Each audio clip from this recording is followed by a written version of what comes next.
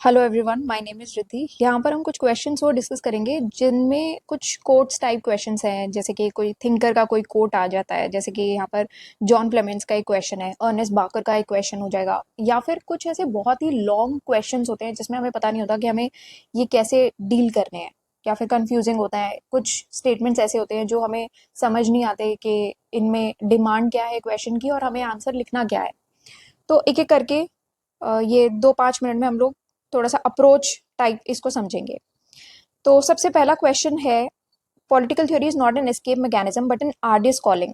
John Clemens का ये question है, 2014 में ये क्वेश्चन पूछा था। तो इसमें आपको ना दो तीन चीजें समझनी पड़ेंगी। सबसे पहले तो डिमांड क्या है क्वेश्चन की, वही समझना पड़ेगा कि पॉलिटिकल थ्योरी कोई एस्केप मैकेनिज्म नहीं है, आर्डियस कॉलिंग। उसके लिए आर्डियस का मतलब आपको पता होना जरूरी है कि मतलब कि जिसमें बहुत ज्यादा एफर्ट लगता है, बहुत टायरिंग होती है, बहुत डिफिकल्ट टू अचीव होती है, वो होता है आर्डियस कॉलिंग। तो आप ऐसे बेसिकली बहुत इजी वे आउट में निकल नहीं सकते, आपको उसमें एफर्ट डालना पड़ेगा। वो होता है political theory according to John Clemens.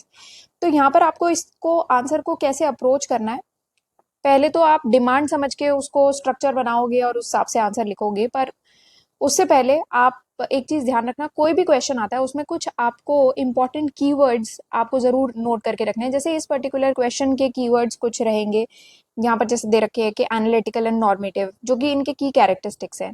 फिर real world issues, intellectual tradition, then reflection and action. तो ये सारे कुछ ऐसे इंपॉर्टेंट कीवर्ड्स है जो आपको देने हैं, और जॉन क्लेमेंट्स आपको ये नाम यूज करना पड़ेगा। सोशल चेंज एक कीवर्ड है जो आपको यूज करना चाहिए।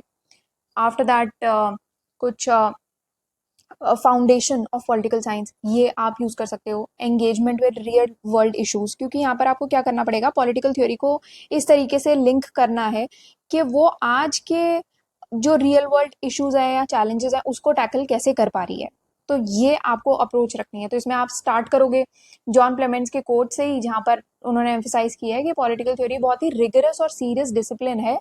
ऐसा कुछ नहीं है कि आप रियल वर्ल्ड चैलेंजेस उसको अवॉइड कर सकते हो।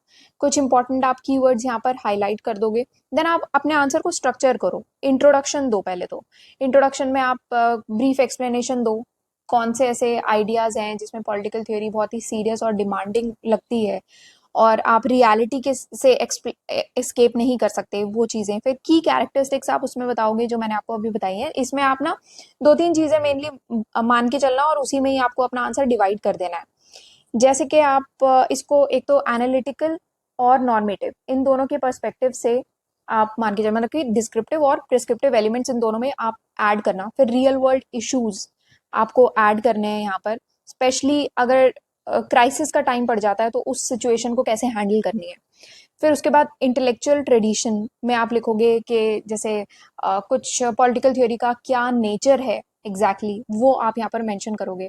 तो यहाँ पर ये सारी चीजें आएंगी कि जो भी नेचर है उसमें आप सोशल चेंज कैसे ला सकते हो, इम्प्रूवमेंट्स कैसे कर सकते हो ओवरऑल, ये सारी चीजें। आर्डियस नेचर है, ऑफ कोर्स डिफिकल्ट तो है ही, क्योंकि इंटेलेक्चुअल एफर्ट बहुत ज्यादा जाता है। आपको अपने वैल्यूज के साथ स्टिक करना पड़ेगा, जैसे कि जस्टिस है, डेमोक्रेसी है, ये सारी चीजें।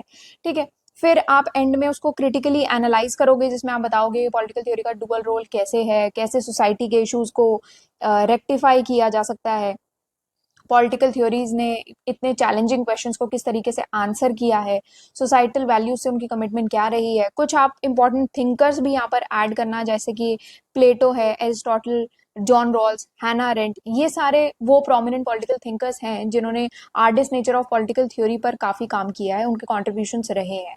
ठीक है। तो ये ओवरऑल आपका क्वेश्चन होना चाहिए। डिमांड आई होप आपको समझ में आ गई हो। एक और क्वेश्चन हम लोग डिस्कस कर लेते हैं। ये क्वेश्चन है अर्नेस्ट बाकर का कि political science is a master science architectonic in its character from which all other practical sciences take their cue. कहने का मतलब है कि ये क्वेश्चन बेसिकली अर्नेस्ट बाकर का जो पर्सपेक्टिव है ना, उसके इर्द गिर्द रिवॉल्व कर रहा है। कि वो कहते हैं कि पॉलिटिकल साइंस, एक तो सबसे पहला जो आपको डील करना है, ये वाला स्टेटमेंट है, जब भी कोई लंबा सा ऐसा क्वेश्चन आता है या फिर कोई कोड टाइप का क्वेश्चन आता है तो उसको ना पार्ट्स में डिवाइड करके समझने की कोशिश करोगे तो समझ में आ जाएगा। तो पहला पार्ट तो आपको ये डील करना पड़ेगा कि political science is a master science, वो आपको बताना है कैसे है। दूसरा, आर्किटेक्टोनिक इन इट्स कैरेक्टर, मतलब कि आर्किटेक्टोनिक साइंस है, मतलब कि ये एक फाउंडेशनल फ्रेमवर्क प्रोवाइड कर रही है बाकी सारी प्रैक्टिकल साइंसेस के लिए। मतलब कि पॉलिटिकल साइंस बेसिकली गाइड करती है, तो आपको एम्फेसाइज करना पड़ेगा 3-4 चीज़ों में कि कैसे पॉलिटिकल साइंस गाइड कर रही है, बाकी के सारे प्रैक्टिकल साइंसेस को शेप करती है किस तरीके से, बाकी सारे फील्ड्स को कैसे इन्फॉर्म करती है। तो कुछ इंपॉर्टेंट कीवर्ड्स आप यहाँ पर यूज ज़रूर करना, जैसे कि आर्किटेक्टोनिक, ऑब्वियसली मास्टर साइंस यूज करो, सेंट्रल रोल क्या है, देन नॉर्मेटिव गाइडलाइंस कुछ यूज करना। सिंस हम ये यूनिट 1 के क्वेश्चंस कुछ डिस्कस कर रहे हैं तो इसलिए नॉर्मेटिव गाइडलाइंस अभी ज़्यादा आ रहा है, नॉर्मेटिव पर्सपेक्टिव से हम बात करेंगे। पॉलिटिकल थ्योरी के प्रैक्टिकल साइंसेज में कैसे इसका फाउंडेशन बनता है, इंटरडिसिप्लिनरी कनेक्शंस इसके क्या है, देन नॉर्मेटिव एम्पेरिकल इंटीग्रेशन आप यहाँ पर बता सकते हो, पॉलिटिकल प्रैक्टिसेस पर इन्फ्लुएंस क्या है, ये सारी चीज़ें आप बताओगे। अब आपको अपना आंसर को स्ट्रक्चर करना है, तो आप स्टार्ट कहाँ से करोगे? इंट्रोडक्शन से, जहाँ पर आपको बताना है कि कैसे ये एक मास्टर साइंस है, इसका कंसेप्ट पूरा एक्सप्लेन करो आर्किटेक्टोनिक कैरेक्टर का, जिसमें आपको बताना है कि उसका रोल क्या रहा है फाउंडेशनल गाइडलाइंस प्रोवाइड करने का, वगैरह वगैरह।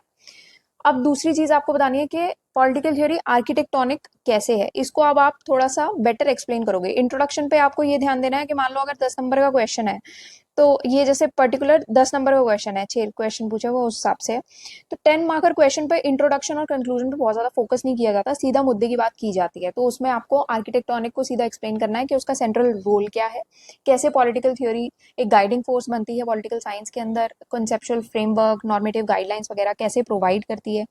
फिर आपको बताना है कि कैसे ये फाउंडेशन बनता है प्रैक्टिकल साइंसेस का, पब्लिक पॉलिसी, गवर्नेंस, एडमिनिस्ट्रेशन, ये सारे आप थोड़े से क्यूज ले सकते हो इससे, ये सारे पर्सपेक्टिव से डील करना है आपको। उसके बाद बाकी पॉलिटिकल प्रैक्टिसेस पर इसका क्या इन्फ्लुएंस है, तो आप कुछ पर्सपेक्टिव प्रिस्क्रिप्टिव रोल बताओगे पॉलिटिकल थ्योरी का, जिसमें नॉर्मेटिव स्टैंडर्ड्स थोड़ा सा एक्सप्लेन करो, कैसे पॉलिटिकल प्रैक्टिसेस इंप्रूव कर सकते हैं हम।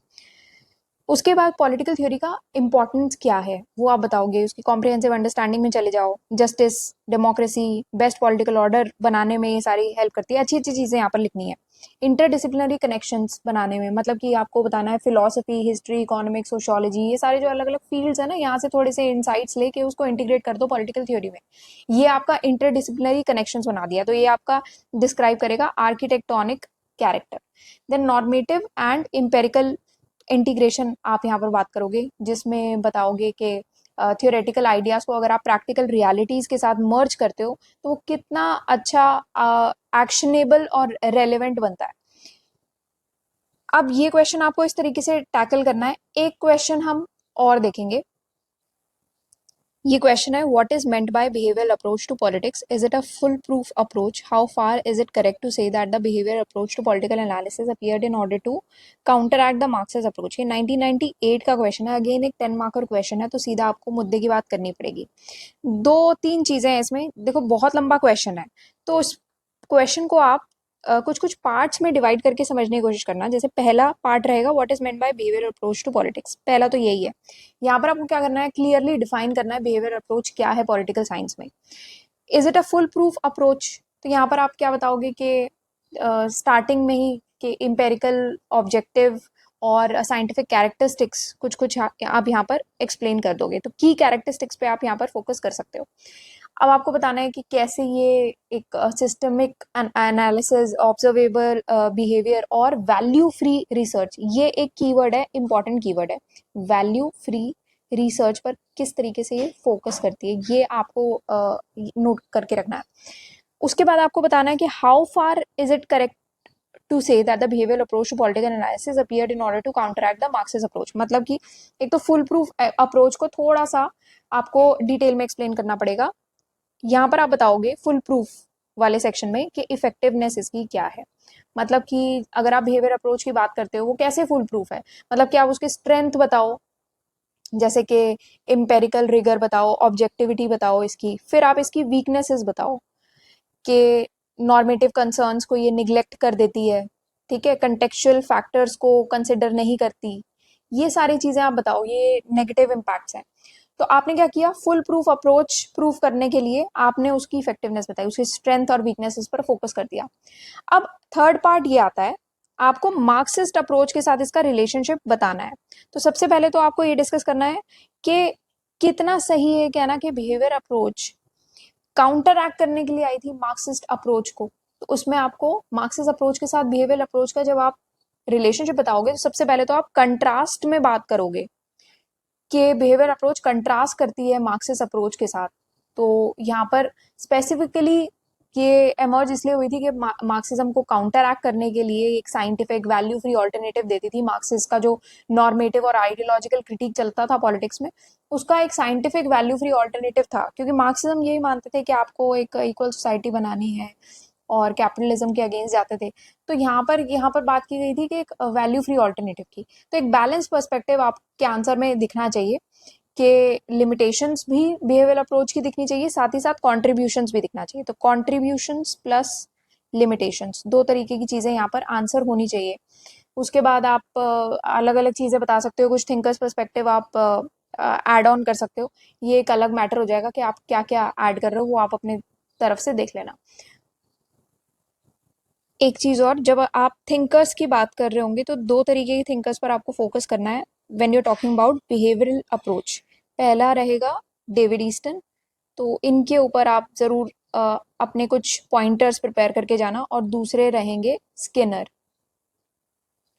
B.F. स्किनर। तो इनके ऊपर आप प्रिपेयर करके जाना, क्योंकि उन्होंने वो एक बिहेवियरिस्ट के तौर पर ही जाने जाते हैं। और अगर कोई क्वेश्चन आता है बिहेवियरलिज्म पर, तो मैंने आपको बताया जब भी कोई टॉपिक पे क्वेश्चन आया जाता है, उसमें कोई ना कोई एक थिंकर जरूर होता है उससे रिलेटेड जो कि बहुत फेमस होता है, उसने स्पेसिफिकली उसी सेक्शन पर काम किया होता है।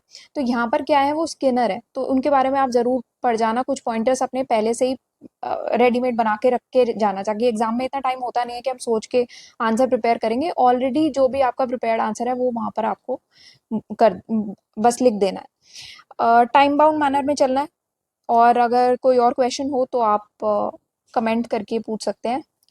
ये वेबसाइट है synopsisis.com। यहाँ पर आप जाओगे ऑप्शनल में, PSIR ऑप्शनल में अगर आप जाओगे तो एंड में यहाँ पर आपको 40 इयर्स के सॉल्व्ड प्रीवियस ईयर क्वेश्चंस के सारे नोट्स यहाँ पर मिल जाएंगे। तो यहाँ से आप ले सकते हो। अगर आप कहीं से भी प्रिपेयर कर रहे हो तो उसमें भी अगर आप थोड़ा सा कीवर्ड्स और क्या डिमांड है क्वेश्चन की वो इंटीग्रेट कर लेते हो तो काम चल जाएगा। ज़रूरी नहीं है कि अगर आपको नोट्स ही रेफर करने हैं, बट जिसने सिनॉप्सिस के नोट्स ले रखे हैं आपके लिए कंपैरेटिवली वो ईजियर हो जाता है, तो वहाँ पर आप इंटीग्रेट कर सकते हो।